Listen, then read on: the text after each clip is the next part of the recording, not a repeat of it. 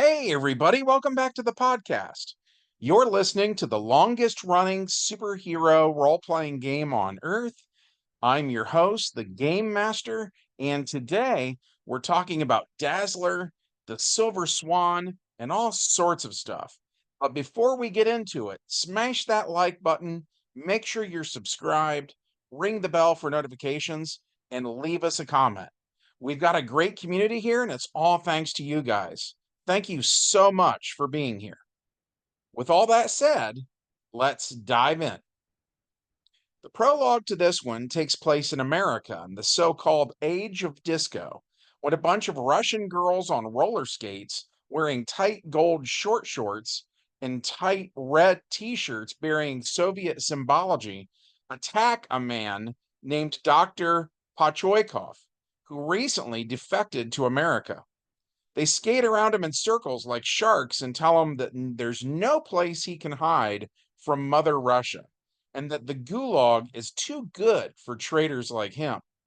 They prepare to execute him with literal hammers and sickles when suddenly one of them gets knocked on her face. Around her ankle is the glowing golden lasso of truth. Not so fast, comrades, Wonder Woman says. They're shocked to see her and a little confused. They thought Wonder Woman had black hair, but this new Wonder Woman is a blonde like all of them are. If you'd like more information, by the way, check out our recent Anschluss 77 video that details how and why she became the new Wonder Woman and how she's the daughter of the late Steve Trevor and the Golden Age Wonder Woman. Anyways, so the girls on skates all try to dogpile the new Wonder Woman, but it doesn't work out well for them. She blocks with her chrome bracelets and punches them out one by one. When Stephanie Trevor runs out of red roller derby girls, she asks Dr. Pachoykov if he's all right, and he says that he is. Stephanie returns to the IADC where they have a cork board full of Polaroids of Soviet scientists who defected to the United States, and one by one, they're being assassinated. Which brings us to the main plot. Dr. Sergei Topovia is another Soviet scientist who fled the joyless, oppressive USSR for the United States, and currently he's at the infamous Studio 54 in New York City, which is more or less the new capital of hedonism on Earth. So you couldn't pick a bigger contrast to the misery behind the Iron Curtain. On the trail of Dr. Tapoivia is Allison Blair, the disco diva better known as Dazzler. She walks up to the entrance of Studio 54 where she runs into Steve Rubell and Ian Schrager, who are the former owners of Studio 54.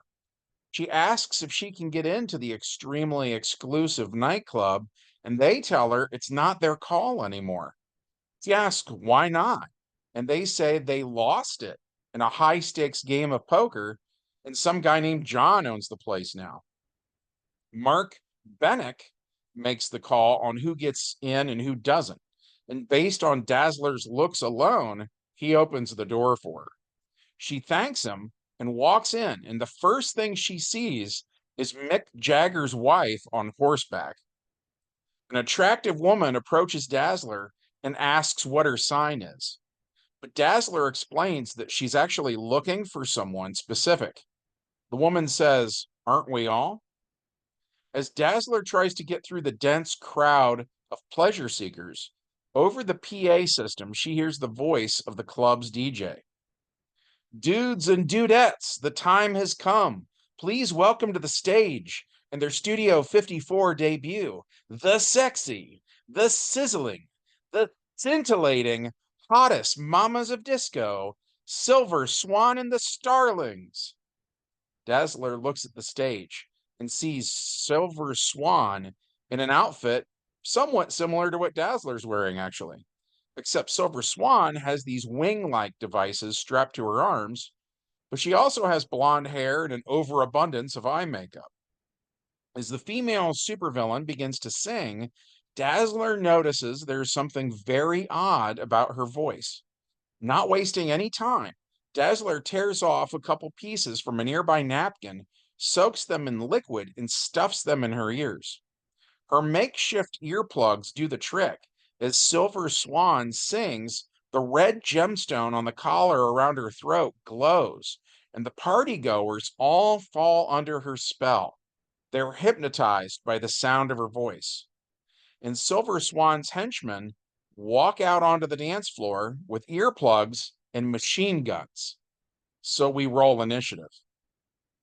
By the way, Silver Swan and Dazzler are ridiculously close to each other in terms of their stats, which I thought was interesting. Dazzler's base initiative is a 17, while Silver Swan's is a 16. So they both roll one 10-sided dice, and Dazzler rolls a 5, while Silver Swan rolls a 10. So the Silver Swan goes first. We decided that she doesn't know Dazzler has those wet napkins in her ears.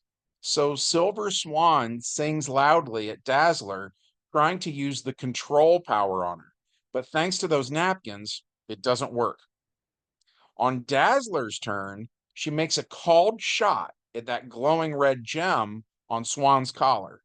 Dazzler turns Swan singing into an energy blast that represents light energy.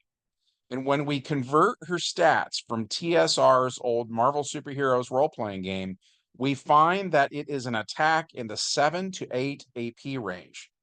Sadly, Dazzler rolls a 3 and a 2, which is a miss. On Silver Swan's turn, she switches from the control power to the sonic beam power, which is at 13 APs. She rolls an 8 and a 5, which is a hit. This brought up a question about how their powers worked. James was playing Dazzler, and he thought Dazzler should be able to automatically turn all sound, including Silver Swan's sonic beam, directly into light energy, which would then be automatically under her control, making Dazzler immune to any and all sonic attacks. So we poured over what TSR's Marvel Superheroes RPG said, and at no point does it say always on or immune to sonic attacks or anything like that. So my ruling as GM was that she can only do it when it's her turn. And right now, it's not Dazzler's turn. So the Silver Swan hits Dazzler with a sonic beam. And to calculate damage, we look at Silver Swan's 13 APs of sonic beam versus Dazzler's body of 5. And by doing so, we see that Dazzler takes 9 points of damage. So she's 1 point away from death. So since the character James was playing was knocked out, I let him pick another character that I said, quote unquote, had to be appropriate to this particular game session. And James took that differently than what I meant, though. So he thought I just meant the disco genre or like the 70s genre in general. So he chose Vartox, and I allowed it. So we said Vartox was sitting here at a table the whole time and didn't intervene because he loves a good cat fight. But now that that is over, he stands up and says, I like a little girl on girl action as much as the next stud, but that wasn't very groovy there, hot mama. If you don't know who Vartox is, by the way, look it up. That is a perfect Vartox, right? Any rate, so Vartox decides to multi-attack all of the bad guys at once using 36 APs of the Starbolt power, which is a power from first edition DC Heroes that doesn't appear in later editions. Basically, it was Energy Blast by a different name, but I've always thought the name Starbolt was cool. So for right now, I'm going to call it Starbolt. By the way, Vartox's rather absurd stats can be found on page 32 of the first edition DC Heroes RPG's Superman source book. Anyway, so he rolls a 9 and a 7, and using the multi-attack rules, that's more than enough to knock out every bad guy in here. With the hypnotism threat dealt with, everyone snaps out of it and goes back to partying.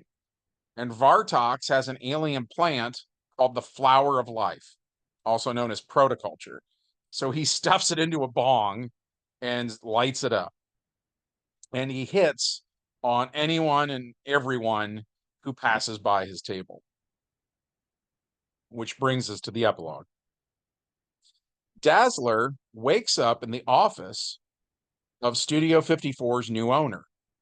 All of her injuries have been healed up somehow, and she says she doesn't know how to thank him. So the Red King turns around in his swivel chair and says he can think of a few ways. So we end on a cliffhanger for now. We're going to pick up right here at the beginning of the next game. Now that the Hellfire Club is back in New York City, it's time to begin the Dark Phoenix saga. So we are looking forward to playing that. Hopefully you will enjoy that, and hopefully you thought this one was interesting as well. If so, as always, we'd love it if you took a moment of your time to smash that like button, make sure you're subscribed, ring the bell for notifications, and leave us a comment. From all of us here at the longest running superhero role-playing game on Earth, we hope you have a good one, and we'll see you in the next adventure.